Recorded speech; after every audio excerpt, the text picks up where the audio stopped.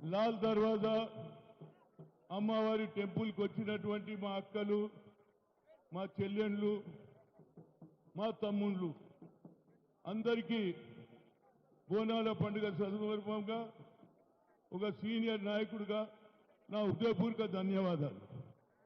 గతంలో రేవంత్ రెడ్డి ఇక్కడికి వచ్చాడు. అమ్మవారి దయ వల్ల ఈ భారతదేశంలో ఎవడన్నా 4 ఏళ్లలో ముఖ్యమంత్రి అయినాడు రాబోయ్, 4 ఏళ్లలో ముఖ్యమంత్రి అయ్యాడు.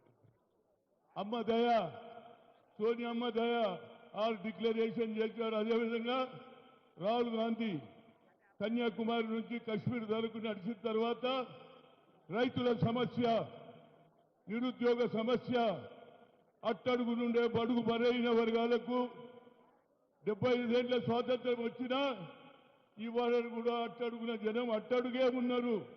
అది తెలుసుకున్నటువంటి రాహుల్ గాంధీ ఏమన్నాడు? We come to the power, we'll conduct caste wise census, అద్దరితో గలే జిత్తిన ఇచ్చేదారి ఉత్తి భాగీదారి అన్నాడు. అదేవిధంగా 50% సీలింగ్ కూడా ఎత్తేస్తాడు. అందుగురించి మన రాష్ట్రంలో జరగబోయే పంచాయతీ నగరపాలిక ఎన్నికల్లో అసెంబ్లీలో బిల్లు పెట్టారు బీసీ దాని మీద. కానీ ఎప్పటి వరకైతే సర్వే చేసి కులగన చేయకపోతే మాకు అన్యాయం జరుగుతుంది. అమ్మవారు నీ దయ వల్లనే ఇయ్యాల అందరూ కూడా చూసినా, ఏది కృష్ణా నిండిపోయింది, గోదావరి ఉప్పొంగిపోతున్నది. మా అమ్మ దయ, ఆమె దయ లేకుంటే ఎవడేం చేయలేడు. కనుక ఆమె దయను నేను కోరుతున్నా. మా రేవంత్ రెడ్డికి చెప్పండి, తప్పనిసరిగా కులగన చేసిన తర్వాతనే పంచాయతీ నగరపాలిక బిల్లు పెట్టాలి, లేకపోతే మాకు అన్యాయం జరుగుతుంది. గత ప్రభుత్వం ఇదే మోసం చేసింది. ఇక మళ్ళీ ఇంకో మోసానికి మేము గురి కావద్దు. నేను రాహుల్ గాంధీకి లెటర్ రాసిన, నువ్వు పార్లమెంట్లో బిల్లు పెట్టాలి. ఇవాళ పొద్దున్న లేస్తే పేపర్లలో అన్ని బీసీ సంఘాలు కులగన జరగాలి, కులగన జరగాలి, అప్పుడే పంచాయతీరాజ్ నగరపాలిక బిల్లు పెట్టారు. అమ్మా, ఆయన ఆలోచనలో మార్పు రావాలి. అదే జరగకపోతే కాంగ్రెస్ గెలిచినటువంటి తెలంగాణలోనే న్యాయం జరగకపోతే రాహుల్ గాంధీ ఏ విధంగా పార్లమెంట్లో కొట్లాడతాడు? బిల్లు పెట్టమంటున్నాం, మాకు అన్యాయం జరుగుతుంది. 75 ఏళ్ళు అయినా మాకు అట్టడుగునే ఉండరు. ఇవాళ మాకు ప్రమోషన్లు లేవు. ఇవాళ ఐఏఎస్లు కూడా మీటింగులు పెడుతున్నారు బీసీ కులగన జరగాలని. అదేవిధంగా నేను మొన్ననే చూసిన హైదరాబాద్ సిటీకి 10,000 కోట్లు ఇచ్చిర్రా, 10,000 కోట్లు.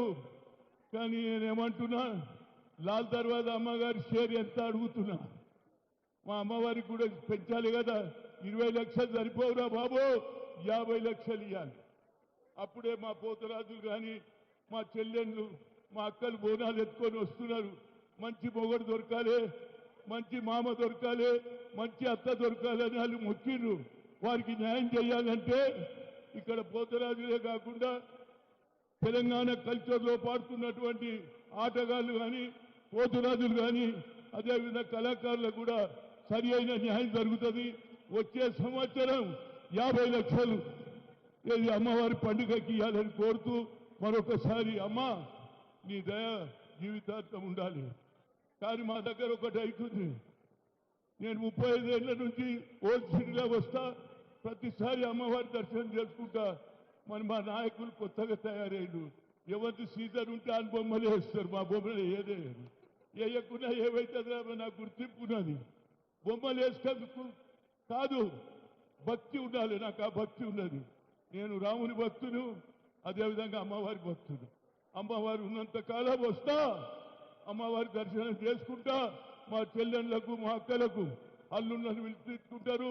మంచి ఏట కోసి, మంచి కోడి కోసి అన్నాలు పెడతారు. కాబట్టి ఈ పండుగ యావత్ భారతదేశంలో పాపులర్ కావాలి. తెలంగాణ కల్చర్ని ఎవరు మరవద్దు.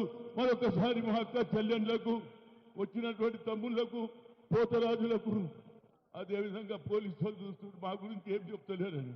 పోలీసు వాళ్ళకు కూడా పాపం చాలా కష్టపడుతున్నారు. వారికి కూడా నా ఉదయపూర్వక ధన్యవాదాలు. Thank you. మీడియా మిత్రులకు కూడా మీరు అనుకోవచ్చు మా సంగతి ఏం చెప్పలేదని మీరు కూడా చెప్తున్నారు. మీకు ఇళ్ల స్థలాలు కావాలని అడుగుతున్నారు దాని గురించి కూడా నేను కొట్లాడతాను. నమస్కారం. జై తెలంగాణ, జై అమ్మవారు. Thank you.